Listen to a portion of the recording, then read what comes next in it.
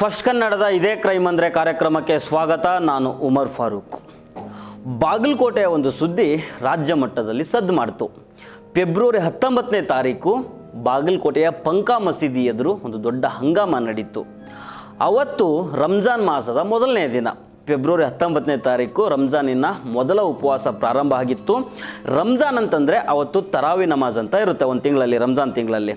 ಅವತ್ತೇ ಶಿವಾಜಿ ಮಹಾರಾಜರ ಜಯಂತಿ ಪ್ರಯುಕ್ತ ಮೆರವಣಿಗೆ ಕಾರ್ಯಕ್ರಮ ಕೂಡ ನಡೀತಾ ಇತ್ತು ಬಾಗಲಕೋಟೆಯಲ್ಲಿ. ಒಂದೇ ದಿನ ಇತ್ತು, ಅಂದರೆ ರಂಜಾನ್ದು ಒಂದು ತಿಂಗಳು ನಡೀತದೆ ತರಾವಿ ನಮಾಜ್ ಅಂತ. ಅವತ್ತು 19ನೇ ತಾರೀಕು ಶಿವಾಜಿ ಮಹಾರಾಜರ ಮೆರವಣಿಗೆ ಕಾರ್ಯಕ್ರಮ ನಡೀತಾ ಇತ್ತು. ಆ ಮೆರವಣಿಗೆ ಮಸೀದಿ ಹತ್ರ ಬರ್ತಾ ಇದ್ದಂಗೆನೆ ಅಲ್ಲಿ ದೊಡ್ಡ ಬಿಗುವಿನ ವಾತಾವರಣ ನಿರ್ಮಾಣ ಆಯಿತು. ಅದು ಯಾಕಾಯಿತು, ಹೇಗಾಯಿತು, ಅದಕ್ಕೆ ಅಸಲಿ ಕಾರಣ ಏನು ಅನ್ನೋದನ್ನು ಈ ವಿಡಿಯೋದಲ್ಲಿ ಎಳೆಯಾಗಿ ಮಾತಾಡ್ತಾ ಹೋಗೋಣ. ಈ ವಿಡಿಯೋವನ್ನು ಕೊನೆ ತನಕ ಮಿಸ್ ಮಾಡದೆ ನೋಡಿ.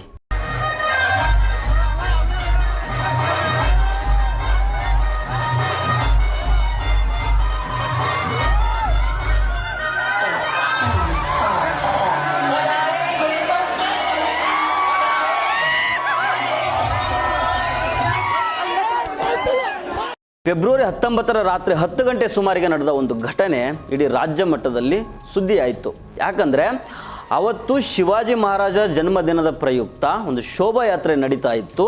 ಅದು ಮಸೀದಿ ಹತ್ರ ಬಂದಾಗ ಆ ಶೋಭಾಯಾತ್ರೆ ಮೇಲೆ ಕಲ್ಲು ತೂರಿದ್ರು.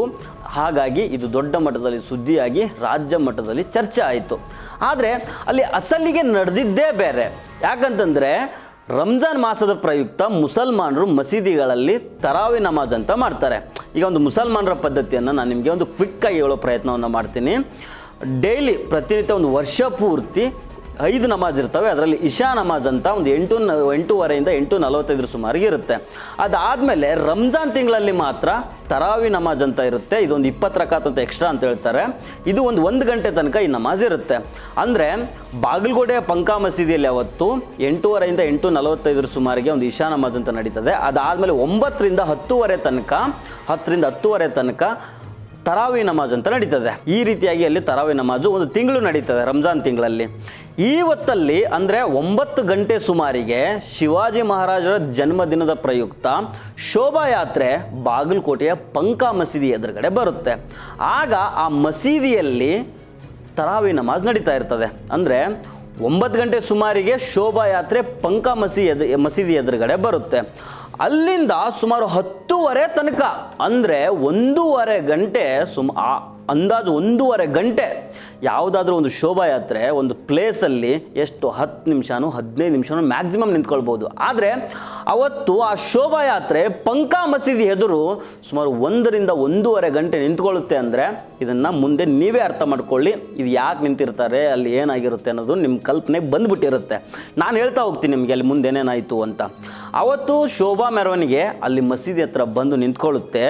ಒಳಗಡೆ ನಮಾಜ್ ಮಾಡ್ತಾ ಇದ್ದಾರೆ ಮಸೀದಿಯಲ್ಲಿ, ಅವರಷ್ಟಕ್ಕೆ ಅವ್ರು ಇದ್ದಾರೆ ಮುಸ್ಲಿಮರು. ಶೋಭಾಯಾತ್ರೆಯಲ್ಲಿ ಬಂದವರು ಬನಾಯಿಂಗೆ ಮಂದಿರ್ ಅಂತ ಸಾಂಗ್ ಹಾಕ್ತಾರೆ.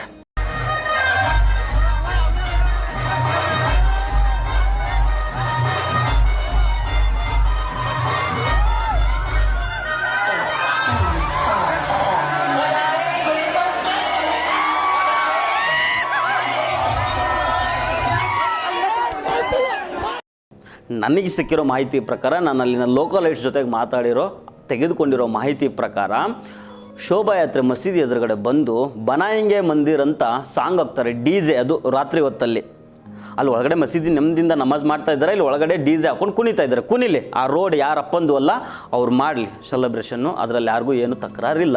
ಆದರೆ 1.5 ಗಂಟೆ ಹೊತ್ತು ಅಲ್ಲಿ ಕುಣಿದು, ನನಗೆ ಸಿಕ್ಕಿರೋ ಮಾಹಿತಿ ಹೇಳ್ತಾ ಇದ್ದೀನಿ, ಅಲ್ಲಿಂದ ಮಸೀದಿಯಲ್ಲಿ ಇದ್ದವ್ರಿಗೆ ಪ್ರವೋಕ್ ಮಾಡ್ತಾ ಇದ್ರಂತೆ, ಹೊರಗಡೆ ಬನ್ನಿ ಅನ್ನೋ ರೀತಿಗೆ. ಅಂದರೆ ಇದನ್ನು ಯಾವ ರೀತಿ ಅರ್ಥ ಮಾಡ್ಕೊಳ್ಬೇಕು? ಒಂದು ಕಲ್ಲು ಬಂತು, ಚಪ್ಪಲಿ ಬಂತು ಅನ್ನೋದು ರಾಜ್ಯ ಮಟ್ಟದಲ್ಲಿ ಸುದ್ದಿ ಆಗುತ್ತೆ. ಆದರೆ ಗೋಧಿ ಮೀಡಿಯಾಗಳಲ್ಲಿ, ಬೇರೆ ಯಾರೂ ಅಲ್ಲ, ಈ ಗೋಧಿ ಮೀಡಿಯಾಗಳದ್ದು ಅದೇ ಕೆಲಸ ಅವ್ರು ಮಾಡ್ತಾರೆ.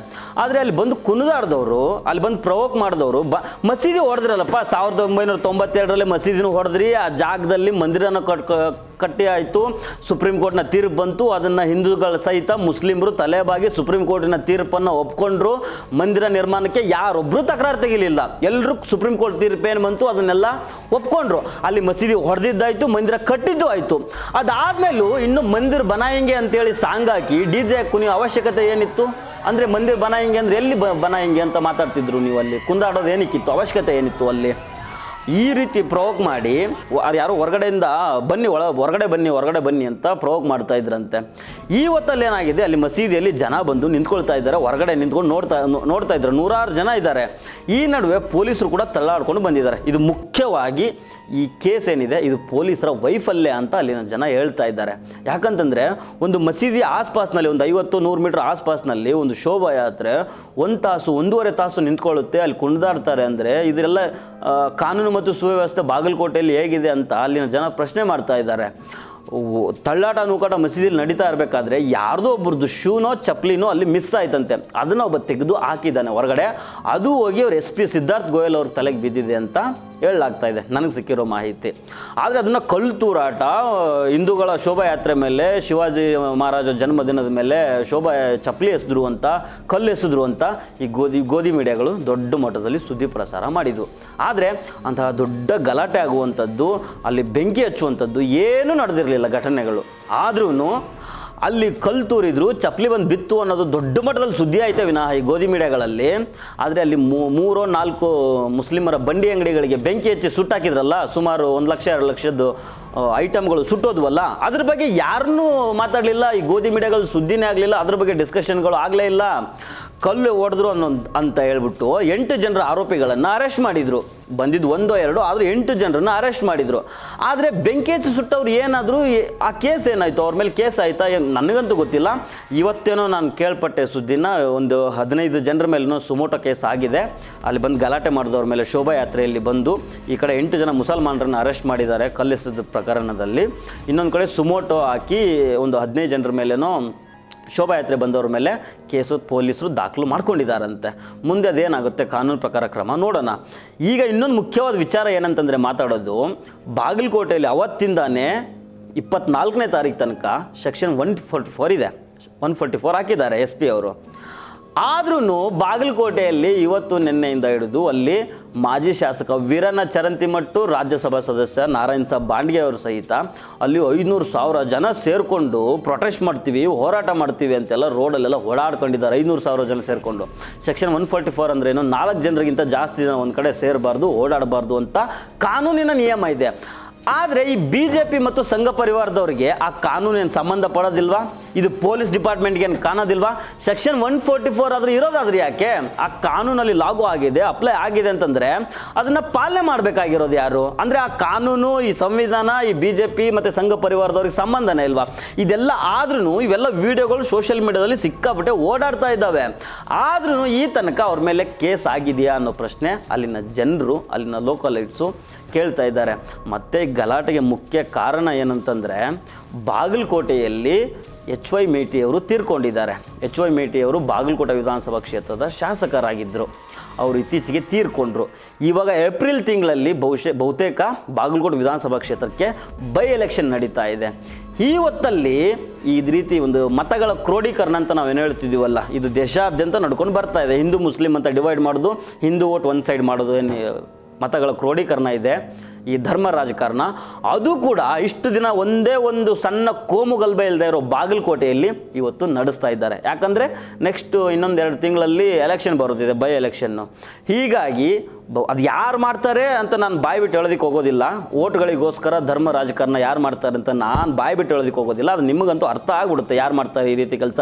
ಹಿಂದೂಗಳು, ಈಗ ಕಾಂಗ್ರೆಸ್ಸಲ್ಲೂ ಹಿಂದೂಗಳು ಇರ್ತಾರೆ, JDS ಅಲ್ಲೂ ಹಿಂದೂಗಳು ಇರ್ತಾರೆ, ಇಲ್ಲ ಬೇರೆ ಯಾವುದೋ ಲೋಕಲ್ ಪಾರ್ಟಿಗಳಲ್ಲೂ ಹಿಂದೂಗಳು ಇರ್ತಾರೆ. ಅವರೆಲ್ಲರ ಓಟುಗಳನ್ನು ನಮ್ಮ ಮುಸಲ್ಮಾನರು ನಮ್ಮ ಶೋಭಾಯಾತ್ರೆ ಮೇಲೆ ಕಲ್ಲು ಹೊಡಿತಾರೆ, ನಮಗೆ ಡಿಸ್ಟರ್ಬ್ ಮಾಡ್ತಾರೆ, ಅವರಿದ್ದರೆ ನಮ್ಗೆ ಆಗಲ್ಲ ಅಂಥೇಳಿ ಒಂದು ಹಿಂದೂಗಳ ಮತಗಳನ್ನು ಕ್ರೋಢೀಕರಣ ಯಾರು ಮಾಡ್ತಾರೆ ಅನ್ನೋದು ನಿಮ್ಗೆ ಗೊತ್ತಿದೆ. ಅದನ್ನು ಬಾಗಲಕೋಟೆಯಲ್ಲಿ ಈಗ ಅಚ್ಚುಕಟ್ಟಾಗಿ ಮಾಡ್ತಾ ಇದ್ದಾರೆ. ಈ ಒಂದು ಘಟನೆಯನ್ನು ಇಟ್ಕೊಂಡು ಈ ನಿಟ್ಟಿನಲ್ಲೂ ಕೂಡ ಪೊಲೀಸರು ತನಿಖೆ ಮಾಡಬೇಕು. ಈ ಕೇಸ್ ಏನಾಗಿದೆ, ಇವಾಗ ಗಲಾಟೆ ಆಗಿದೆ ಬಾಗಲಕೋಟೆಯಲ್ಲಿ, ಅದರ ಹಿಂದೆ ರಾಜಕಾರಣ ಏನಾದರೂ, ಧರ್ಮ ರಾಜಕಾರಣ ಏನಾದರೂ ಕೆಲಸ ಮಾಡಿದೆಯಾ ಅಂತ ಪೊಲೀಸರು ತನಿಖೆ ಮಾಡಬೇಕಾದ ಅವಶ್ಯಕತೆ ಇದೆ. ಅಲ್ಲಿ ಬಂದು ಪ್ರೊವೋಕ್ ಸ್ಪೀಚ್ ಮಾಡ್ತಾ ಇದ್ದಾರೆ ಲೀಡರ್ಗಳು. ಮುಸಲ್ಮಾನರನ್ನ ಪಾಕಿಸ್ತಾನ ಕಳಿಸ್ಬೇಕಂತೆ, ಮಸೀದಿಗಳನ್ನ ಮೇಲೆ ಬುಲ್ಡೋಸರ್ ಹೊಡಿಸ್ಬೇಕಂತೆ. ಉತ್ತರ ಪ್ರದೇಶದ ಮಾದರದಲ್ಲಿ ಏನು ಬಾಗಲಕೋಟೆ ನಿಮ್ಮ ಫಾದರ್ ಪ್ರಾಪರ್ಟಿನ? ಅದು ಬಾಗಲಕೋಟೆ ಯಾರಪ್ಪನ ಆಸ್ತಿ? ಐ ಆಮ್ ಸಾರಿ, ನಾನು ಈ ವರ್ಡ್ಗಳನ್ನು ಯೂಸ್ ಮಾಡಬಾರ್ದು ಒಬ್ಬ ಪತ್ರಕರ್ತನಾಗಿ. ಆದ್ರೂ ನಾನು ಈಗ ಬಳಸಬೇಕಾದ ಅವಶ್ಯಕತೆ ಇದೆ. ಬಾಗಲಕೋಟೆ ಯಾರಪ್ಪನ ಆಸ್ತಿ ಅಂತ ನಾನು ಕೇಳ್ತಾ ಇದ್ದೀನಿ. ಮಸೀದಿಗಳ ಮೇಲೆ ಬುಲ್ಡೋಸರ್ ಹಾಕಿಸ್ಬೇಕಂತೆ, ಮುಸಲ್ಮಾನರನ್ನ ಪಾಕಿಸ್ತಾನ ಕಳಿಸ್ಬೇಕಂತೆ, ಮುಸಲ್ಮಾನರು ಪಾಕಿಸ್ತಾನ ಜಿಂದಾಬಾದ್ ಕೂಗಿದ್ರಂತ ಒಬ್ಬರು ಲೀಡರ್ ಹೇಳ್ತಾ ಇದ್ರು ಒಂದು ಭಾಷಣದಲ್ಲಿ. ಹಾಗಾದರೆ ಸಿದ್ಧಾರ್ಥ್ ಗೋಯಲ್ ಅವರು SP ಅವರಿಗೆ ನಾನೊಂದು ವಿನಂತಿಯನ್ನು ಮಾಡ್ಕೊಳ್ತಾ ಇದ್ದೀನಿ. ಅವರೇನು ಲೀಡರ್ ಒಬ್ಬರು ದೊಡ್ಡ ಮಟ್ಟದಲ್ಲಿ ಹೇಳಿದ್ರಲ್ಲ, ಮುಸಲ್ಮಾನರು ಪಾಕಿಸ್ತಾನ ಜಿಂದಾಬಾದ್ ಅಂತ ಕೂಗಿದ್ರು ಅಂತೇಳಿ, ಅದರ ಮೇಲೆ ತನಿಖೆ ಆಗಲಿ. ಯಾರು ಕೂಗಿದ್ರೆ ಅವ್ರನ್ನ ಅರೆಸ್ಟ್ ಮಾಡಲಿ.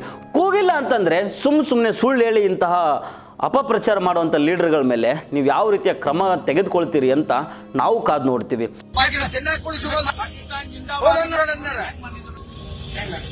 ಮೊದಲ ಅವ್ರ ಕಾಯಿಲೆ ಮಸೂದಿ ಗಿಳಿ ಹಾಕಿ ಅವ್ರ ಮೊದಲ ಅರೆಸ್ಟ್ ಮಾಡ.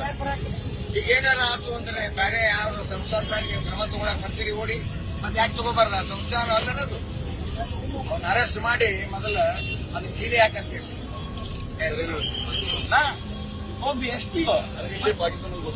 ಘೋಷಣೆ ಹಾಕಿದ್ದ ಎದುರಿಗೆ ಹಾಕ್ತಾ ಇದ್ದಾರೆ. ಚೌಡಿ ಮುಂದೆ ಪಾಕಿಸ್ತಾನ ಧ್ವಜನೂ ಹರ್ಷಾರೆ. ಇಷ್ಟೆಲ್ಲ ಮಾಡಿದಾಗೂ ಕಿತ್ತಲಿಕ್ಕೆ ಆಗೋದಿಲ್ಲ. ಪಾಕಿಸ್ತಾನ ಜಿಂದಾಬಾದ್ ಅಂತ ಅಂತಾರೆ, ಪಾಕಿಸ್ತಾನ ಜಿಂದಾಬಾದ್ ಅಂತಾರ. ಮತ್ತೆ ಅಂತವ್ರ ಮೇಲೆ ಕ್ರಮ ತೆಗೆದುಕೊಳ್ಳಂಗಿಲ್ಲ ಅಂತ ಪ್ರೀತಿ ಇತ್ತು ಪಾಕಿಸ್ತಾನದ ಹೋಗಂತ ಹೇಳೋರಿಗೆ. ಸುಮ್ಮನೆ ಬಾಗಲಕೋಟೆಯಲ್ಲಿ ಈಗೇನೋ 23ನೇ ತಾರೀಕು ನಮ್ಮ ಬಾಗಲಕೋಟೆ ಯಾವತ್ತಿಗೂ ಇಂತಹ ಘಟನೆಗಳಿಗೆ ಸಾಕ್ಷಿಯಾಗಿರಲಿಲ್ಲ. ಇವಾಗೇನೋ ಬಾಗಲಕೋಟೆಗೆ 23ನೇ ತಾರೀಕು ಪ್ರಮೋದ್ ಮುತಾಲಿಕು ಮತ್ತು ಪುನೀತ್ ಕೆರೆಹಳ್ಳಿ ಗೆಸ್ಟಾಗಿ ಬರ್ತಾ ಇದ್ದಾರಂತೆ, ಚೀಫ್ ಗೆಸ್ಟ್ಗಳಾಗಿ ಯಾವುದೋ ಒಂದು ಕಾರ್ಯಕ್ರಮಕ್ಕೆ. ಬೇರೆ ಯಾರೂ ಸಿಗಲಿಲ್ವಾ ನಿಮ್ಗಲ್ಲಿ ನಮ್ಮ ಬಾಗಲಕೋಟೆಯಲ್ಲಿ? ಅಲ್ಲೇ ಕೂಡಲ ಸಂಗಮದಲ್ಲಿ ಬಸವ ಮೃತ್ಯುಂಜಯ ಸ್ವಾಮೀಜಿ ಇದ್ದರು, ನಮ್ಮ ಸಿದ್ದನಕೋಳ ಸ್ವಾಮೀಜಿ ಇದ್ದರು, ಅಂಥವ್ರು ಯಾರೂ ಸಿಗಲಿಲ್ಲ. ಈ ಪುನೀತ್ ಕೆರೆಹಳ್ಳಿ ಒಬ್ಬ ಪಿಂಪ್ ಆರೋಪಿ ಆಗಿದ್ದವನು. ಅಂಥವನು ನಿಮಗೆ ಬಂದು ಬಾಗಲಕೋಟೆ ತನಕ ಬಂದು ಭಾಷಣ ಮಾಡಬೇಕಾ? ಮುತಾಲಿಕನನ್ನು 150 ಕ್ರಿಮಿನಲ್ ಕೇಸ್ ಹಾಕ್ಸ್ಕೊಂಡಿರೋ ಒಬ್ಬ ಸಮಾಜ ಕಂಟಕ ಆತ, ಸಮಾಜಘಾತುಕ. ಎಷ್ಟೋ ಡಿಸ್ಟಿಕ್ಗಳಲ್ಲಿ ಆತನಿಗೆ ಪ್ರವೇಶನೇ ಇಲ್ಲ. ಅಂಥವನನ್ನು ಕರ್ಕೊಂಬಂದು ನೀವು ಅಲ್ಲಿ ಭಾಷಣ ಮಾಡಿಸ್ತೀರ ಬಾಗಲಕೋಟೆಯಲ್ಲಿ. ಯಾಕೆ ನಮ್ಮ ಕೂಡಲ ಸಂಗಮದಲ್ಲಿ ಬಸವ ಮೃತ್ಯುಂಜಯ ಸ್ವಾಮೀಜಿ ಇದ್ದಿರಲ್ಲ, ನಮ್ಮ ಸಿದ್ದನಕೋಳದಲ್ಲಿ ಶಿವಕುಮಾರ್ ಸ್ವಾಮೀಜಿ ಇದ್ರಲ್ವ, ಅವರೆಲ್ಲ ಬಸವ ತತ್ವ ಅನುಯಾಯಿಗಳು. ನಮ್ಮ ಬಾಗಲಕೋಟೆ ಅಂದರೆ ಬಸವಣ್ಣನವ್ರ ನಾಡುವುದು. ಅಲ್ಲಿ ಬಂದು ಭಾಷಣ ಮಾಡೋದಕ್ಕೆ ಇವ್ರು ಬೇಕಾ? ಒಬ್ಬ ಪಿಂಪ ಆರೋಪಿ ಬೇಕಾ ನಿಮಗೆ? ಆ ಜನಕಂಟಕ ಮುತಾಲಿಕ್ ಬೇಕಾ ನಿಮಗೆ? ಏನು ಮಾಡೋದಕ್ಕೆ ಕೊಟ್ಟಿದ್ದೀರಾ ಬಾಗಲಕೋಟೆ ಜಿಲ್ಲೆಯನ್ನು? ಇಷ್ಟು ದಿನ ಬಾಗಲಕೋಟೆ ಜಿಲ್ಲೆಯಲ್ಲಿ ಯಾವ ಒಂದು ಕೋಮುಗಲಭೆ, ಯಾವುದೋ ಒಂದು ರೈಟ್ಸು ದಂಗೆ ಅಂತ ನಾವು ಕೇಳ್ಪಟ್ಟಿರಲಿಲ್ಲ, ಒಂದು ಜಗಳನೂ ನೋಡಿರಲಿಲ್ಲ ಇಂಥವು ಸಣ್ಣ ಪುಟ್ಟ ಘಟನೆಗಳನ್ನು. ಅಂಥ ಬಾಗಲಕೋಟೆಯಲ್ಲಿ ಮುತಾಲಿಕ್ ಬರಬೇಕಂತೆ, ಪುನೀತ್ ಕೆರೆಹಳ್ಳಿ ಬರಬೇಕಂತೆ. ಏನು ಮಾಡಿ ಹೊರಟಿದ್ದೀರೋ ಗೊತ್ತಿಲ್ಲ. ಫೆಬ್ರವರಿ 24ರ ತನಕ ಅಲ್ಲಿ 144 ಸೆಕ್ಷನ್ ಇದೆ. ಫೆಬ್ರವರಿ 23ನೇ ತಾರೀಕೇನೋ ಪ್ಲ್ಯಾನ್ ಮಾಡ್ಕೊಂಡಿದ್ದಾರಂತೆ. ನನಗೆ ಸಿಕ್ಕಿರೋ ಇನ್ಫಾರ್ಮೇಷನ್ನು 23ನೇ ತಾರೀಕು ಮುತಾಲಿಕ್ ಮತ್ತು ಕೆರೆಹಳ್ಳಿ ಬರಬೇಕು ಅಂತ. ಹಾಗಾದರೆ ಸೆಕ್ಷನ್ 144 ಯಾರಿಗೆ ಬೇಕು? ಆ ಕಾನೂನು ಸಂವಿಧಾನ ಇವ್ರಿಗೇನು ಸಂಬಂಧ ಇಲ್ವಾ? ನೋಡಿ, ಇದರ ಬಗ್ಗೆ ಇದು ಮುಖ್ಯವಾಗಿ ಈ ವಿಷಯವನ್ನು ಅರ್ಥ ಮಾಡ್ಕೊಳ್ಬೇಕಾಗಿರೋದು ನಮ್ಮ ಬಾಗಲಕೋಟೆ ಜಿಲ್ಲೆಯ ಹಿಂದೂಗಳು. ಯಾಕಂತಂದರೆ ಅಲ್ಲಿ ಈ ತನಕ ಒಂದು ಹಿಂದೂ ಮುಸ್ಲಿಮ್ ಅನ್ನೋ ಗಲಭೆ ಆಗಿಲ್ಲ, ಒಂದೇ ಒಂದು ಗಲಾಟೆ ನಡೆದಿಲ್ಲ. ಆದರೆ ಮುಸಲ್ಮಾನರು ನಮ್ಮ ಮೇಲೆ ಕಲ್ಲು ತೂರ್ತಾ ಇದ್ದಾರೆ, ನಮ್ಮ ಮೇಲೆ ಚಪ್ಪಲಿ ಎಸಿತಾ ಇದ್ದಾರೆ, ನಮ್ಮ ಕಾರ್ಯಕ್ರಮಗಳನ್ನು ಮಾಡೋದಕ್ಕೆ ಬಿಡ್ತಾ ಇಲ್ಲ ಅಂತೇಳಿ ನಿಮ್ಮನ್ನಲ್ಲಿ ಪ್ರವೋಕ್ ಮಾಡ್ತಾ ಇದ್ದಾರೆ. ನೀವೇ ಯೋಚನೆ ಮಾಡಿ ನೋಡಿ, ನಿಮ್ಮ ಅಕ್ಕಪಕ್ಕದ ಮುಸ್ಲಿಮರು, ನಿಮ್ಮ ಜೊತೆ ಓಡಾಡೋರು, ನಿಮ್ಮ ಸ್ನೇಹಿತರು ಮುಸಲ್ಮಾನರು ಯಾವತ್ತಾದರೂ ನಿಮ್ಗೆ ಏನಾದರೂ ಸಮಸ್ಯೆ ಮಾಡಿದ್ದಾರೆ ಅನ್ನೋದನ್ನು ಒಮ್ಮೆ ನಿಮ್ಮ ಮನಸ್ಸು ಆತ್ಮಾವಲೋಕನ ಮಾಡ್ಕೊಂಡು ನೋಡಿ. ಆವಾಗ ನಿಮಗೆ ಈ ರಾಜಕಾರಣ ಎಲ್ಲ ಅರ್ಥ ಆಗುತ್ತೆ. ಯಾವ ಮುಸಲ್ಮಾನರು ಇಷ್ಟು ದಿನ ನಿಮಗೆ ತೊಂದರೆ ಮಾಡಿದ್ದಾರೆ ಅಂತ ನೋಡ್ಕೊಳ್ಳಿ. ಇವಾಗ ಬಂದು ಅವರು ವೀರಣ್ಣ ಚರಂತಿಮಠ ಅವರಾಗಲಿ, ನಾರಾಯಣ್ ಸಾಬ್ ಬಾಂಡ್ಗೆ ಅವರಾಗಲಿ ಪ್ರವೋಕ್ ಸ್ಪೀಚ್ಗಳನ್ನು ಮಾಡ್ತಾಯಿದ್ದಾರೆ. ಮುಸಲ್ಮಾನರು ನಮ್ಮ ಮೇಲೆ ದಬ್ಬಾಳಿಕೆ ಮಾಡ್ತಾ ಇದ್ದಾರೆ, ನಮ್ಮ ಶೋಭಾಯಾತ್ರೆ ಹೋಗಬಾರ್ದು, ಅವ್ರು ಮಸೀದಿಯಲ್ಲಿ ನಮಾಜ್ ಮಾಡ್ಬೋದಂತೆ, ನಾವ್ಯಾಕೆ ಶೋಭಾಯಾತ್ರೆ ಮಾಡಬಾರ್ದಂತೆ ಅಂತ ಅವರು ಪ್ರವೋಕ್ ಮಾಡ್ತಾ ಇದ್ದಾರೆ. ಆದರೆ ನೀವು ಅರ್ಥ ಮಾಡಿಕೊಂಡು ಮನೆಯಲ್ಲಿದ್ದವರು ನೆಮ್ಮದಿಯಾಗಿರೋರು ಯೋಚನೆ ಮಾಡ್ಕೊಂಡು ನೋಡಿ.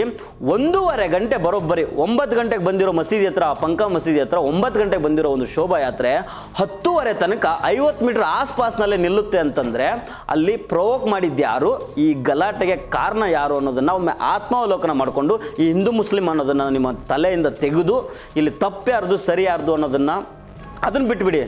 ಬರೀ ಯೋಚನೆ ಮಾಡಿ ನೋಡಿ. 1.5 ಗಂಟೆ ಒಂದು ಶೋಭಾಯಾತ್ರೆ ಒಂದು ಮಸೀದಿ ಎದುರು ತರಾವಿ ನಮಾಜ್ ನಡೆಯುವಾಗ ಮುಂದೆ ನಿಂತು ಬನಾಯಂಗೆ ಮಂದಿರ್ ಅಂತ ಸಾಂಗ್ ಹಾಕ್ಕೊಂಡು ಅಲ್ಲಿ ಕುಣಿದಾಡ್ತಾರೆ. ಉದ್ದೇಶಪೂರ್ವಕವಾಗಿ ಎಲ್ಲೂ 1.5 ಗಂಟೆ ನಿಂತಿದ್ದು ಉದಾಹರಣೆ ಅಂತೂ ನಾನಂತೂ ನೋಡಿಲ್ಲ.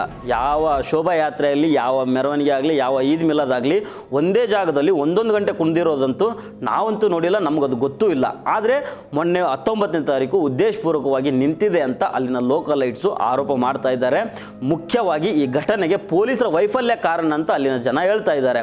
1.5 ಗಂಟೆ ತನಕ ಅಲ್ಲಿ ನಿಲ್ಲೋದಕ್ಕೆ ಬಿಡಬಾರ್ದು. ಆ 1.5 ಗಂಟೆ 9ರಿಂದ 10:30 ಇತ್ತು. ಅದು ರಂಜಾನ್ ಮಾಸದ ತರಾವಿಯ ಟೈಮ್ ಆಗಿರ್ತದೆ, ನಮಾಜ್ ಟೈಮು. ಇಂಥ ಸಮಯದಲ್ಲಿ ಪೊಲೀಸರು ಅಲ್ಲಿ ಶೋಭಾಯಾತ್ರೆಗೆ DJ ಅನುಮತಿ ಕೊಟ್ಟು ನಿಲ್ಲೋದಕ್ಕೆ ಅವಕಾಶ ಮಾಡಿಕೊಟ್ಟಿರೋದು ಕಾರಣ ಅಂತ ಅಲ್ಲಿನ ಲೋಕಲೈಟ್ಸು ಆರೋಪ ಮಾಡ್ತಾ ಇದ್ದಾರೆ. ಹೀಗಾಗಿ ಅಲ್ಲಿನ ಹಿಂದೂಗಳು ಪ್ರಮುಖವಾಗಿ ನೀವು ಯೋಚನೆ ಮಾಡಿ ನೋಡಿ, ಯಾವ ಮುಸ್ಲಿಮರು ನಿಮ್ಮ ಮೇಲೆ ಇಷ್ಟು ದಿನ ಕಲ್ಲು ಹೊಡೆದಿದ್ದಾರೆ, ಯಾವ ಮುಸ್ಲಿಮರು ನೀವು ಹಿಂದೂಗಳನ್ನೋ ಕಾರಣಕ್ಕೆ ಬಂದು ನಿಮ್ಮ ಮೇಲೆ ದಬ್ಬಾಳಿಕೆ ಮಾಡಿದ್ದಾರೆ, ಇದೆಲ್ಲವನ್ನು ಯೋಚನೆ ಮಾಡಿ. ಆಗ ಈ ವೀರಣ್ಣ ಚರಂತಿಮಟ್ಟು ಮತ್ತು ರಾಜ್ಯಸಭಾ ಸದಸ್ಯರಾದ ನಾರಾಯಣ್ ಸಾಹೇಬ್ ಬಾಂಡಿಗೆ ಅವ್ರು ಏನು ಮಾತಾಡಿದ್ದಾರೆ ಪಾಕಿಸ್ತಾನ ಬುಲ್ಡೋಜರು ಅಂತ, ಅದಕ್ಕೆಲ್ಲ ನಿಮಗೆ ಉತ್ತರ ಸಿಗುತ್ತೆ. ಸೊ ಫ್ರೆಂಡ್ಸ್, ಇದು ಇವತ್ತಿನ ಇದೇ ಕ್ರೈಮ್ ಅಂದರೆ ಕಾರ್ಯಕ್ರಮ. ಮತ್ತೆ ಭೇಟಿಯಾಗ್ತಿರೋಣ. ನಮಸ್ಕಾರ.